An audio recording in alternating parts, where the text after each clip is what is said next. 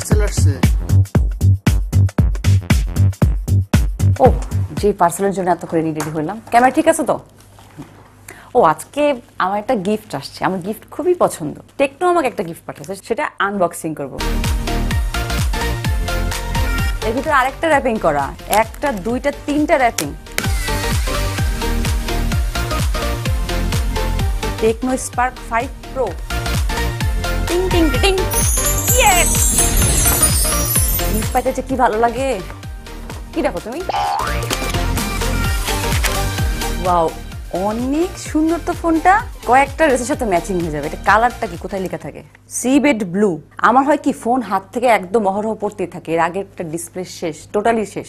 So এটা আমার গ্রিপে থাকতেছে ভালোই। দেখি তো 3D কার্ভ এজ, ফোনেরও কার্ভ হয়েছে, চতুর্দিক থেকে কার্ভই বানায় ফেলছে। প্রথমেই আমি যেটা দেখবো সেটা হচ্ছে ক্যামেরা। কিসের কাট? সাউন্ড হইতেই পারে। আচ্ছা গেটটা লাগাই দাও।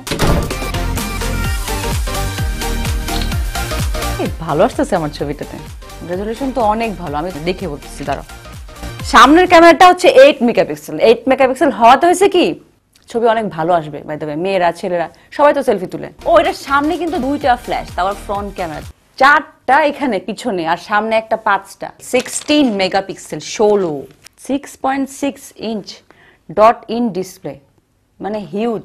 5000 mAh ব্যাটারি, মানে অনেক।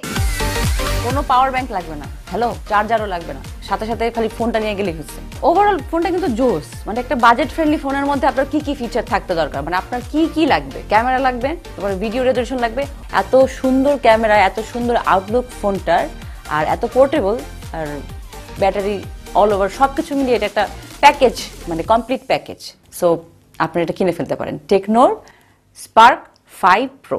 তোমাদের সবাইকে থ্যাংক ইউ আমার এতক্ষণ বকবক সহ্য করার জন্য। আর আমার এখন শর্ট রেডি হয়েছে, আমি এখন যাবো। হ্যাঁ, দেখা হবে আবার নেক্সট ডে। বাই।